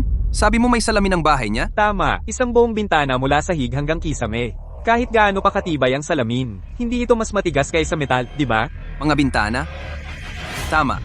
Dahil may bintana ang kanyang bahay, tiyak may labasan. Kaya hindi ito ganap na selyado. Mahusay. Basta may mga bintana, makakapasok tayo.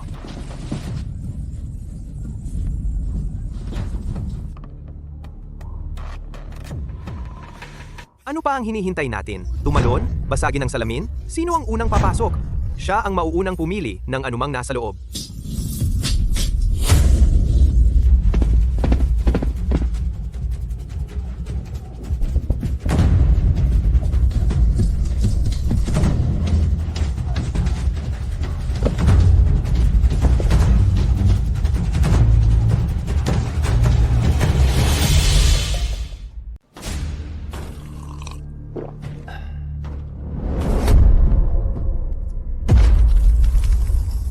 Kung totoo man ang mga zombie, ganito na talaga kasama. Pagkain. Nakakita ako ng pagkain. Isang apoy silid. Mainit. Kailangan kong pumasok. Papasukin mo ako.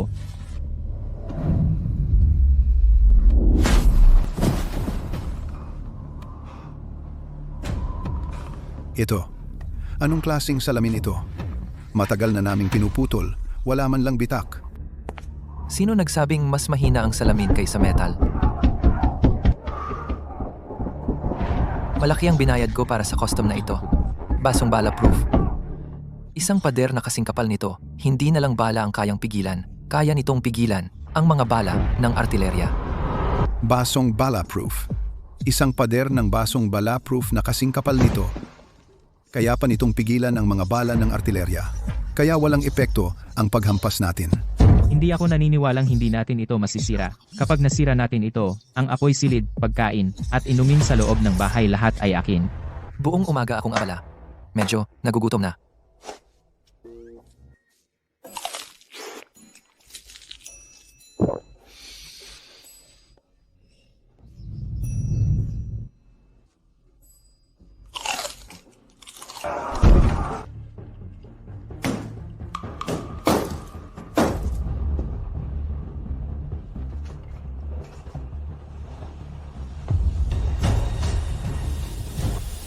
Tapos na ang lunch break.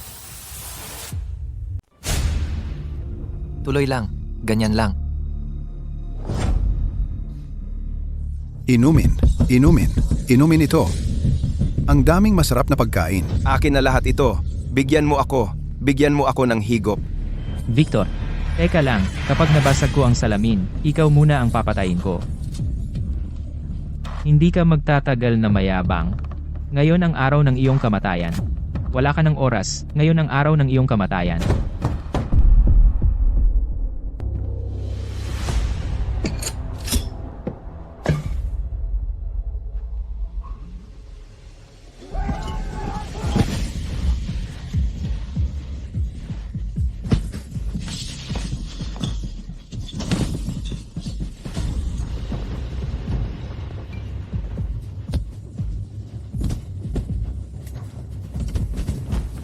Akin! Akin ito!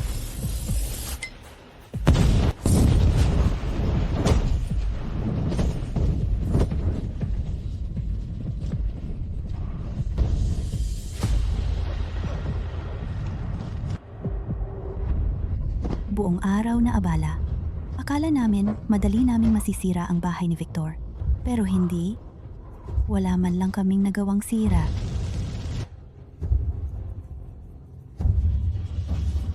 Hindi ko na kaya.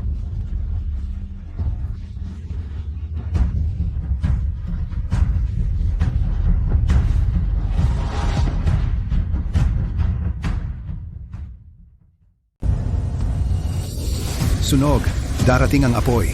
Takbo!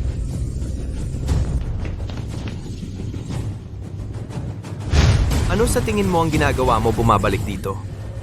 Sino ang nagsabi sa iyo na tumakbo? Boss Tyson, ang gusali sa kabila ay nasusunog. Sinabi ko sa iyo na umatake? Hindi tumakbo. Boss Tyson, tigilan mo na. Pupunta ako. Pupunta ako. Kung hindi mo ibibigay ang lahat ngayon, huwag mo kaming sisihin sa pagiging mahigpit. Lahat, umakyat kayo diyan. Victor, gutom na ako. Pakiusap iligtas mo ako. Kahit isang pirasong tinapay lang. Victor, tingnan mo ako. Mali ako. Gagawin ko ang anumang sabihin mo. Talagang kahit ano. Victor, mali kami. Hindi namin dapat sinubukan na kunin ang iyong bahay.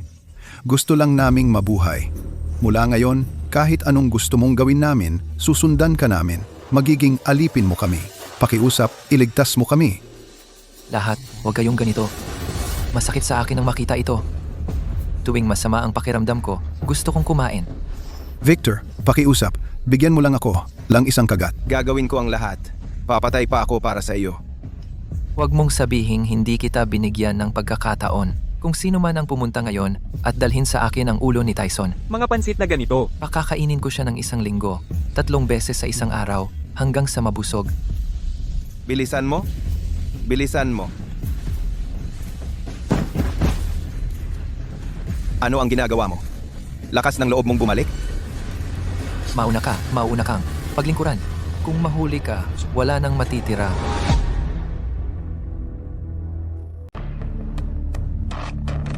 Ano ang gusto mo? Lumabas kayo, lahat!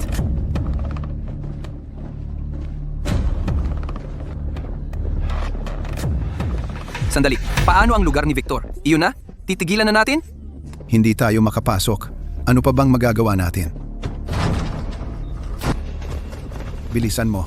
Makakaisip tayo ng paraan mamaya. Pumunta ka sa impyerno.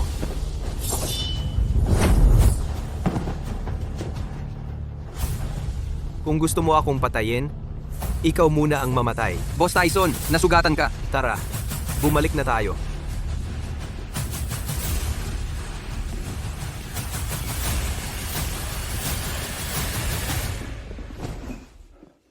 Dr. Miller, nasugatan si Boss Tyson.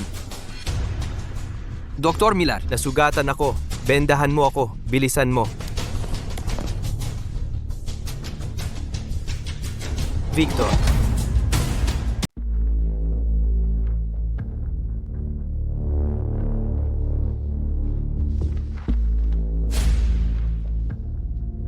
Nakatingin ako sa basagulero na ito na mamamatay tao. Wala akong nararamdaman kundi pagkadiri. Pero para mabuhay, kailangan kong gamutin ang kanyang mga sugat.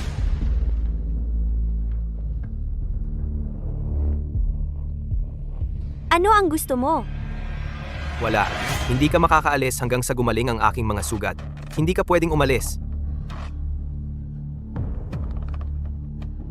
Doktor lang ako. Anong silbi ko sa iyo kung itatago mo ako dito? Malaking silbi. Ngayon sa gusaling ito, sino ang nakakaalam kung gaano karaming tao ang may gustong mamatay ako? At kulang ako sa gamot at mga doktor. Ang pagkakaroon ng doktor sa tabi ko, iyan lang ang paraan para maging ligtas ako. Ito ay ilegal na pagpigil. Illegal? Dok, mayroon pa bang batas sa mundong ito?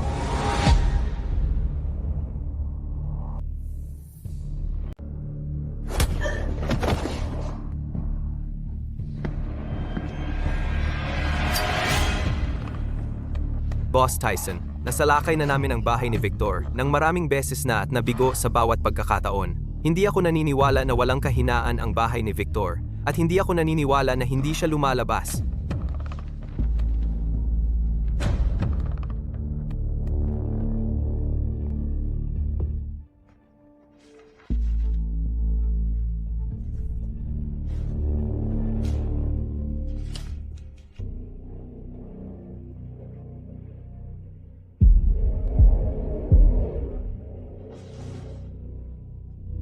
Lilipat kami sa apartment na katabi ng kanya. Mag-shift kayo sa pagbabantay kay Victor. Sa sandaling lumabas siya, papatayin natin siya agad. Magaling, Boss Tyson!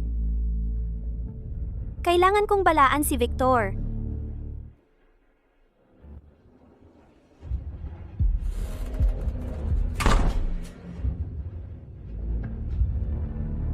Lilipat si Tyson at ang mga kasama niya sa apartment sa tabi mo.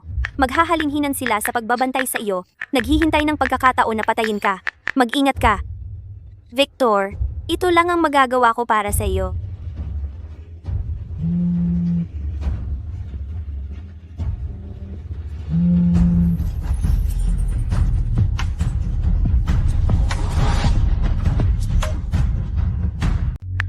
Nakuha ko. Manatili ka diyan at bantayan ang mga bagay-bagay. Bantayan ang mga bagay-bagay. Mag-ingat ka. Si Clara ay isang doktor, kaya hindi siya papatayin ni Tyson. Ligtas siya sa ngayon. Tungkol sa pagbabantay sa akin, mayroon akong dimensyong bulsa. Ang pagkain at tubig ay walang problema. Hintay ka lang. Hintay hanggang mamatay ka.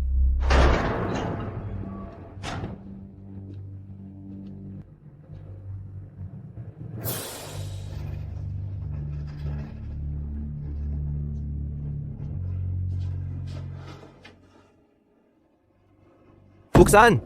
Buksan!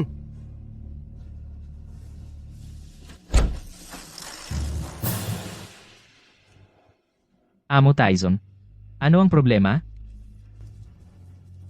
Pinapalitan ko ng bahay sa iyo. Buksan mo ang pinto ngayon o babarilin kita. Nakapagdesisyon ka na ba? Amo Tyson, iyon na ang bahay na ito. Aalis na kami agad.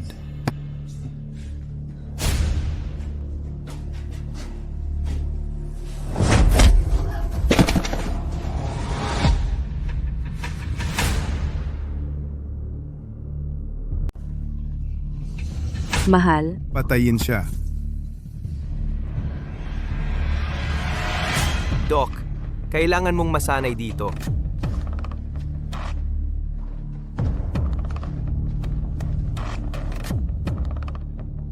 Tyson talagang baliw. Sa mga susunod na araw, lagi akong nakakarinig ng mga kalabog at suntok mula sa katabing bahay. Si Tyson at ang kanyang mga tauhan iyon naghahanap ng mga butas sa aking silid. Akala ni Tyson ay lalabas ako para kumuha ng tubig mula sa natunaw na nyebe.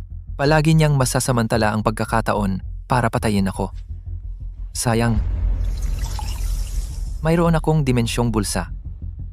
Walang problema ang tubig.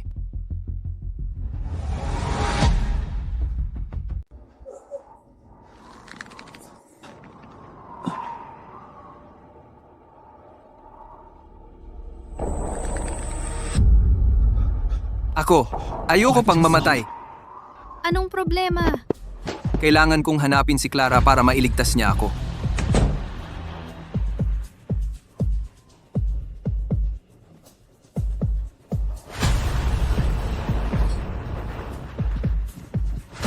Clara, Dr. Miller, buksan mo ang pinto.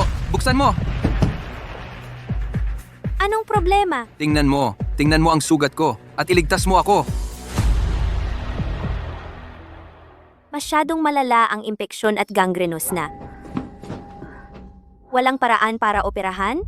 Walang antibiotiko. Sa pinakamatagal, 3 araw, ang impeksyon ay magdudulot ng respiratory failure at papatay sa iyo.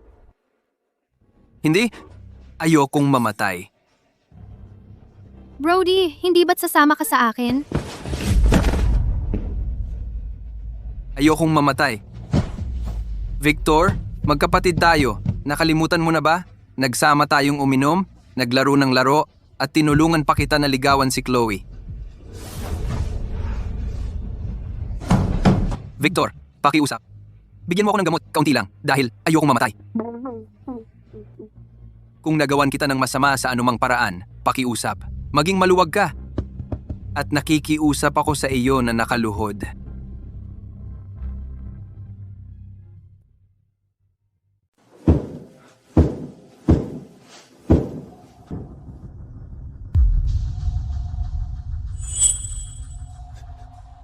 Pakiusap. Nakikiusap ako sa iyo.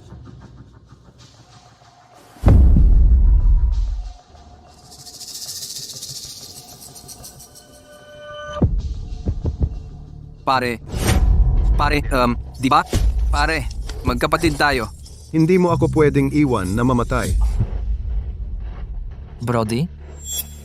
Akala mo hindi ko alam? Noong hinahabol ko si Chloe, nagpakasanto ka sa harap ko. Tinuruan mo ako kung paano siya habulin. Ginawa mo akong alipores niya. Pinaubos mo ang pera ko sa kanya. At ginawa mo akong sunod-sunuran sa kanya. Sa likod ko, kayo na pala. At ngayon, tawag mo sa akin ay kapatid. Siya. Nandaya siya sa akin. Pinaasa niya ako. Sinabi niya na tanga ka. Sayang daw kung hindi gagamitin pera mo. At sinabi niya na lokohin ka lang. Brody, kasinungalingan yan. Ikaw ang unang lumandi sa akin. Sabi mo tanga si Victor. Sayang daw kung hindi gagamitin pera niya. At sinabi mong, lokohin mo lang siya. Buwisit? Sino ba ang niloloko mo sa pagiging inosente mo? Sabi mo rin na iiwan mo siya kapag naubos pera niya. Hindi yan ang sinabi mo noong nasa kama. Buwisit! Kaya mong sabihin yan ikaw ang unang gumapang sa kama ko?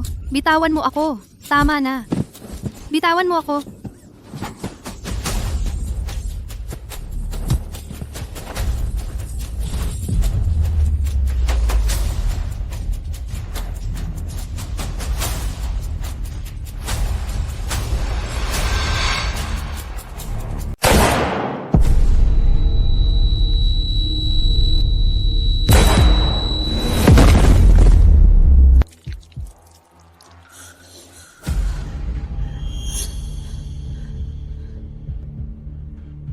tumahimik ka.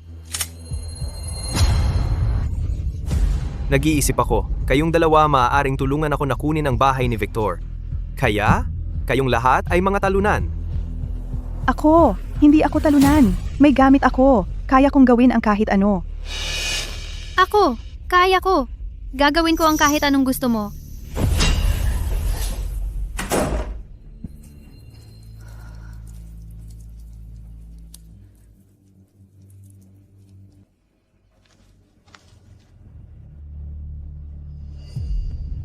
Clara, mas mabilis kang lumaki kaysa sa inaasahan ko.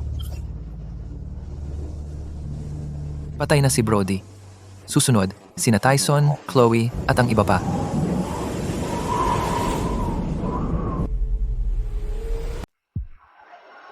Ginagawa ni Tyson lahat para mag-recruit ng mga tao.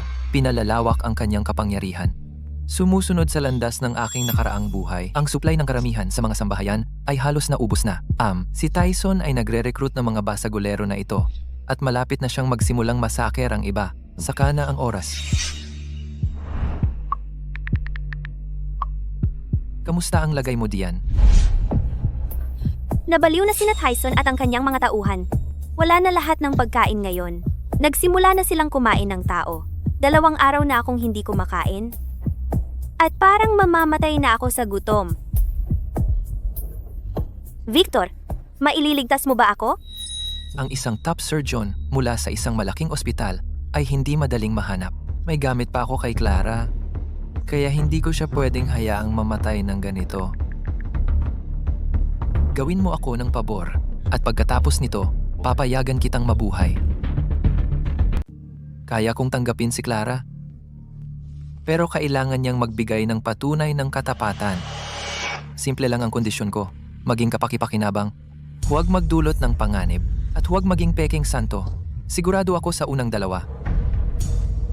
Para naman sa 3 punto, kailangan kong malaman kung kaya niyang maging walang awa kung kinakailangan. Alam kong pagsubok ito ni Victor. Mapanganib ito. Pero kung hindi ko ito gagawin, malapit na akong mamatay sa kamay ni Tyson. Tanggap ko. Kailangan kong sumugal.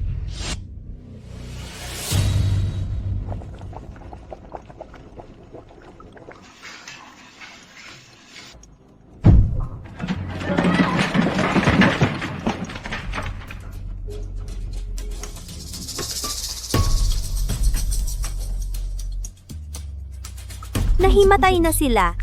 Napili. Ano ang susunod? Kalad ka rin sila palabas sa balkonahe. Hindi ako pupunta roon.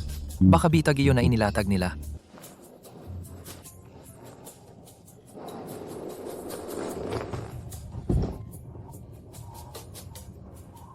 Ano pa ang kailangan mong gawin ko? Sapat na iyon, pumunta ka at maghintay sa pintuan ko.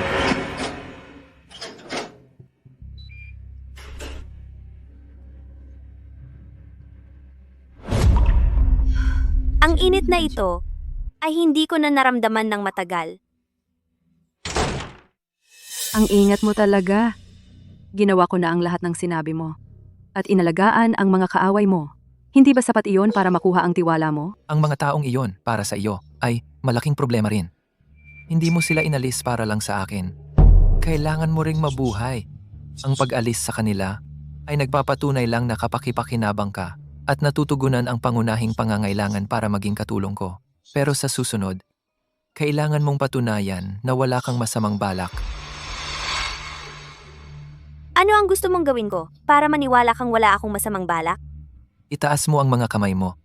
Hahanapin ko para masiguradong wala kang tinatagong sandata. Kung gusto mo ng isang bagay, kailangan mong bayaran ang halaga. Okay, nakuha ko.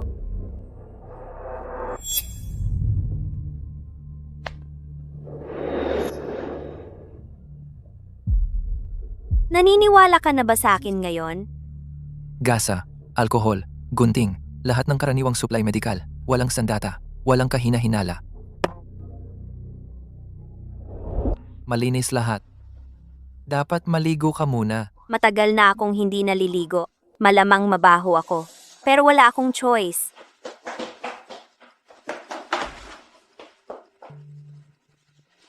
May malilinis na damit dito. Pwede mong isuot mamaya.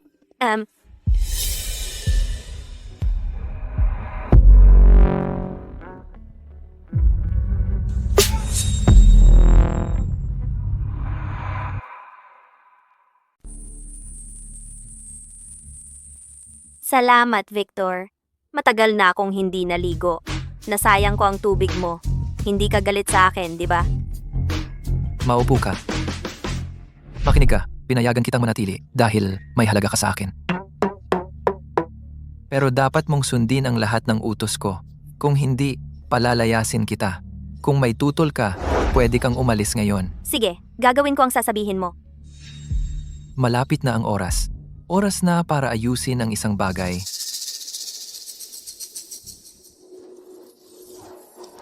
Sa buhay na ito, ikaw naman ang mahiga sa labas. -112 degree. Sapat para unti-unti mong maunawaan kung ano ang ibig sabihin ng lamig, kung ano ang ibig sabihin ng kawalan ng pag-asa, at kung ano ang ibig sabihin ng naghihintay na mamatay.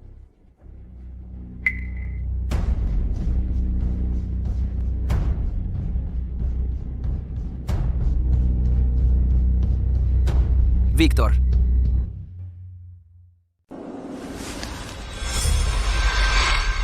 Victor, pinagbabawalan kitang makipag-ibang babae. Akin ka. Lahat ng sa iyo ay akin.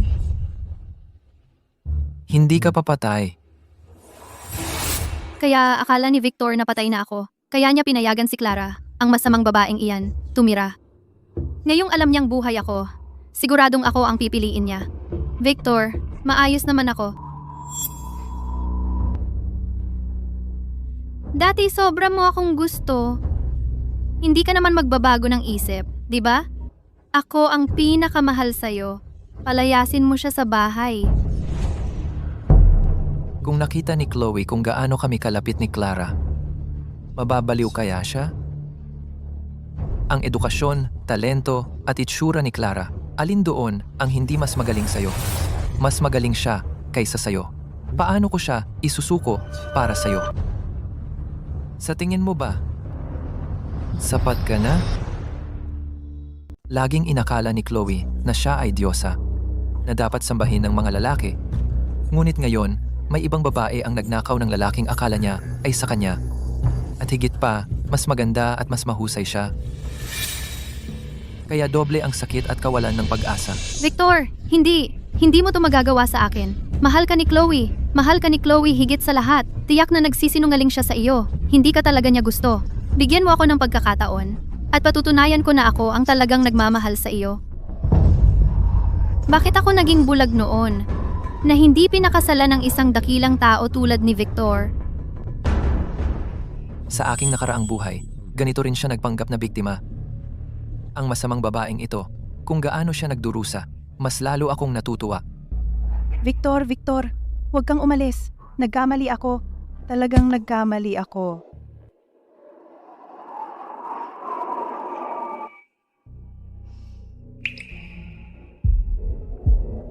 Akala mo ba ay malupit ako?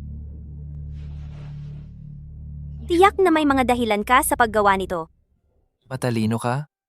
At sa ganoong paraan, magiging mas madali para sa ating lahat ang magkaintindihan. Dapat mong maunawaan kung gaano kahirap ang labas at, maliban sa pag-asa sa akin, wala kang ibang paraan upang mabuhay. Kaya ngayon, sasabihin ko sa iyo ang isang lihim. Kaya makinig kang mabuti. Lihim. Gusto mo bang sabihin sa akin? Sasabihin ko sa iyo ang lihim na ito. Ito ay para matiyak na mananatili kang tapat sa akin. Mayroon akong hiwalay na dimensyong bulsa. Ang dahilan kung bakit ako nabuhay ng napakalaya at nakaligtas hanggang ngayon ay dahil sa loob ng aking dimensyong bulsa, marami akong nakaimbak na supply. At hanggat ako ay buhay, maaari kang sumama sa akin at tamasahin ang mga supply na iyon. Talaga bang totoo ang mga kapangyarihan? Kainin mo. Para sa iyo iyan.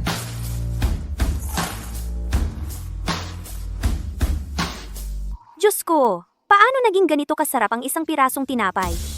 Naniniwala lang ako sa mga interes. Hindi ako nagtitiwala sa kalikasan ng tao. Ang kalikasan ng tao ay maaaring maging baluktot.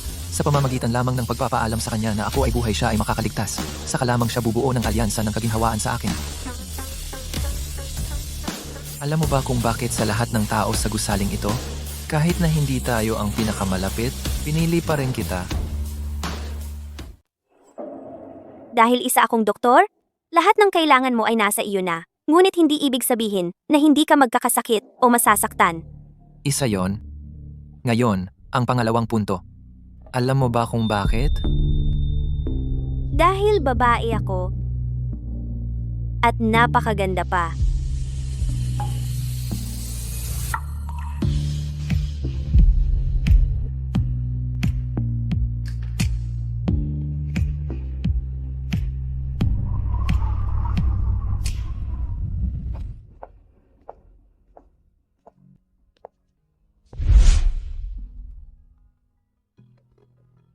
Gusto ko talaga si Clara. Maganda siya. Sa katawang ganyan, sinong lalaki ang hindi magnanais sa kanya? Ang mabuhay sa araw ng paghuhukom ay matagal na laban. Kailangan mo talaga ng kasama para sa emosyonal na suporta. Baka siya na yon.